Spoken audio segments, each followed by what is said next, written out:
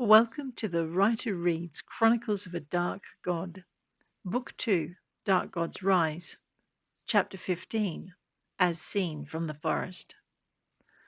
As Sophriel raced towards Shira's temple before her battle and her death, the small group that had fled the temple for the forest continued their journey. With the corrupted elementals defeated, they continued along the path, shielded by the walls and greenery provided by the gods.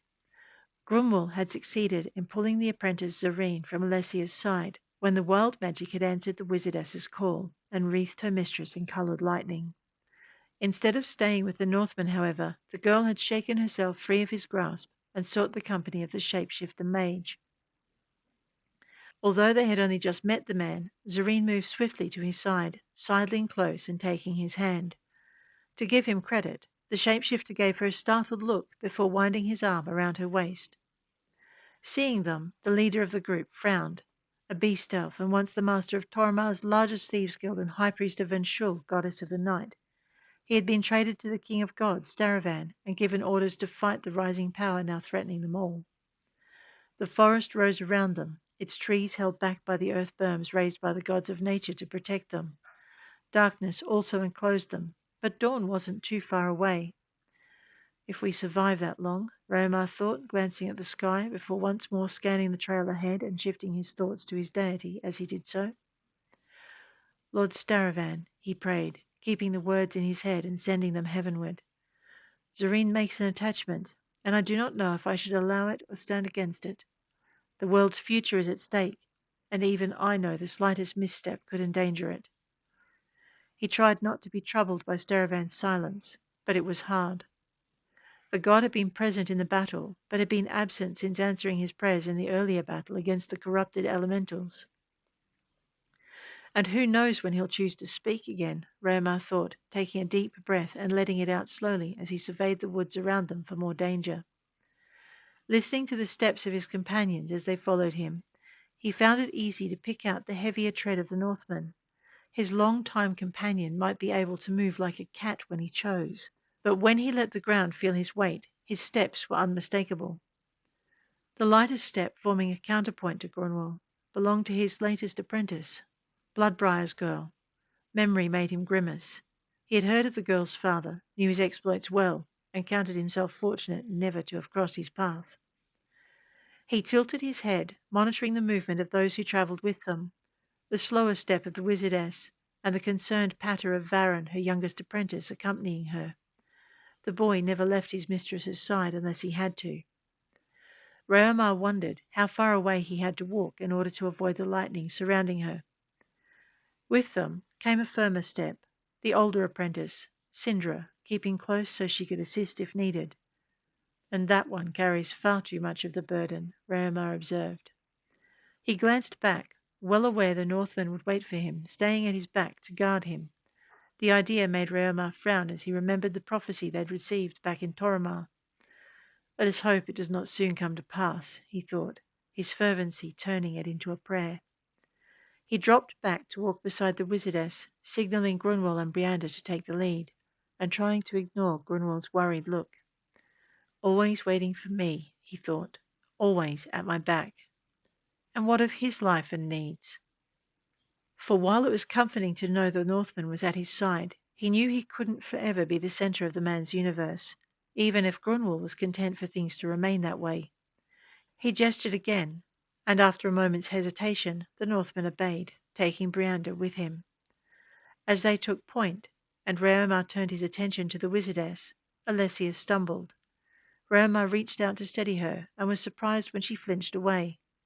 "My lady?" he asked. "Mouse?" "It's nothing," Alessia snapped. "I'm fine. Sindra's aid is all I need." She looked pointedly ahead. "We must hurry," she added, indicating where Brianda and Grunwald were scouting the path. "We're falling behind." Looking in the direction she indicated, Raomar saw the mage Roraneth take a turn in the path ahead. Frowning, he bent toward Alessia. "Let me help you," he said. "You look tired. At least use my arm to steady your steps." To his surprise, the wizardess drew away from him. "I am fine," she insisted. "Sindra will aid me if I need it." Hiding the sudden sinking of his heart with a brief smile, Reomar indicated she should walk ahead of him. Then please, he said, at least walk ahead of me so I can protect your back should an attack come from behind us. At this, Alessia managed a tense, tired smile. Very well, Master Philomath, she agreed. I will walk ahead of you so you can protect me. Together they moved forward, catching the glimmer of Gunwal's wizard light reflecting from around the bend. Beyond the light and the earthen walls protecting their path, Rohamar sensed the Old One's power increasing. Soon it will reach its zenith, he thought. And then where will we be? He shivered, remembering how many earth weirds had answered Walshira's summons when they'd fled. We do not have the strength to face more. Ahead of him, Alessia quickened her steps, Sindra moving to offer her mistress her arm when the wizardess stumbled. The gesture hurt, but Reomar swallowed his pride, grateful the apprentice was there when his friend wouldn't allow him to be. He lengthened his stride to match her pace, and together they closed the distance between them and the light. It helped that Grumwell and Brianda had stopped as soon as they'd realized their friends had dropped back out of sight. At least he didn't come to fetch me, Reomar thought, relieved he'd been afforded that much grace. The Northmen had been increasingly attentive since they'd left the temple, as he should be. The sensation of a small hand sliding into his own startled him, and he glanced down to find Ghost at his side.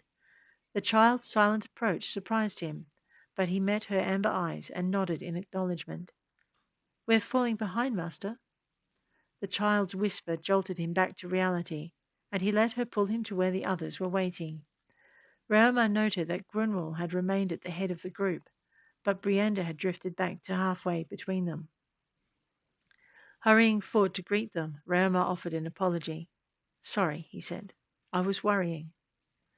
Grunwald looked like he was about to reply when Ruraneth cut across him. "Don't," the shape-shifting mage snapped. "We have too far to travel to be slowed." Like this, hung in the air, unspoken, but as clear as day. Irritation rose unbidden, and Reomar glared at him. "Then find some way to speed the journey," he retorted, immediately regretting his temper. Glancing around to see if they'd drawn the attention of Walshira or more of his elemental servants, he pursed his lips, shaking his head as he moved forward, gesturing for the others to continue ahead of him. This time Brianda dropped back beside him. "Grunwald's orders," she explained, and Reomar sighed. "Very well," he said, not slowing his pace. After a moment's silence, Ruraneth answered, his words drifting back to them. "If we can travel until dawn," he said thoughtfully, "then I think I can speed the trail." He came to an abrupt halt as bushes rustled behind the earth wall. Reomar hurried his steps to close the gap between them. He heard Brianda draw her blades as they moved and drew his own in return. "My Lord Staravan," he prayed, noting Grumwald's blade was already in his hands, and that lightning had once more begun to flicker around Alessia's form. He was relieved to see the others move to give the wizardess more space, but he focused on the earth wall from which behind the rustling came. When the sound stopped, Ruraneth led them forward once more. "This way," he ordered, as if there was some alternative route they could take. With a wary glance in the direction he'd last heard the sound, Reomar obeyed. The sound did not come again, and he focused on keeping the harder pace the wizard had set. "Where are we going?" he said, catching up to the men. He also noticed that Alessia's other apprentice remained at the shapeshifter's side, but Ruraneth answered, distracting him. "Criacole," the man answered. "Where?" "Small town on Torrimar's southern border," Ruraneth said shortly. "The Wildejun forms the mark," meaning the river had curved away from them, and they moved to meet it. The mage fell to silence, and they hurried on, taking the time to catch their breath after their flight from the town and their battle with the weirds. The earthen ramparts sheltered them from attack, and gradually they relaxed their pace to something they could sustain in the hours ahead. None of them wanted to stop. The nightmarish visage of the corrupt elementals haunted them, as did the memory of what they'd seen in the temple when they'd freed the wizardess and her apprentices. Reomar reminded himself, sickened at what might happen to the girl if no one intervened. He allowed himself to drop back, not surprised when Grumwald signalled Brianda to take the lead with Ruraneth, and came to join him. "I am the one supposed to be watching your back," the Northman reminded him, But before Raoma could reply, Alessia gave a sudden cry of dismay and fell to her knees. Instead of steadying her, Sindra dropped beside her, wrapping her arm across her mistress's back and pulling her close. The girl raised a tear-stained face, only to be interrupted by Varen, who sank to the ground beside them. "Oh, Sofriel," the boy moaned. "Sofriel, don't leave us now." "Sofriel?" Raoma hurried to Sindra's side, holding the girl's arm over his shoulders, trying to pull her to her feet. When Alessia sobbed, he released the apprentice's arm and hurried to the wizardess, kneeling so he could pull her into his lap. To his relief, she did not resist. Ruraneth's groan of pain was followed by the wizard sinking to the ground and bowing his forehead to the earth in despair. As he did, Raoma caught the pallor of the man's face, close to milk white, even in the glow of the wizard light. "What is it?" he asked. "What has happened?"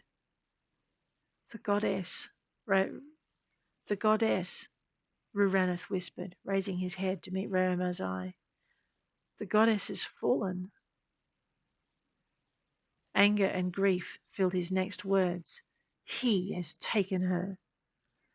As the man spoke, a wave of outrage, anger, and grief washed over him.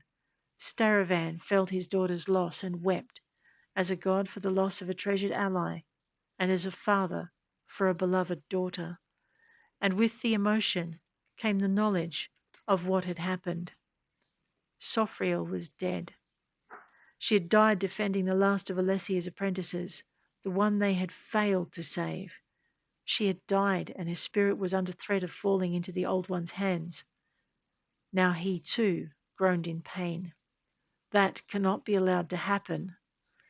He closed his eyes, in thrall of the drama being played out in the realms of another plane, and barely aware of Grunwald, Brianda, and Ghost taking defensive positions around them. He was grateful. The trio might not know what was happening, but they knew enough to stay on guard, and they did not panic. Instead, they stepped carefully away from the trembling forms of their friends, Grunwald dimming the wizard light so their eyes could adjust to the forest night and closing them. And there, with their friends in the centre, they kept guard.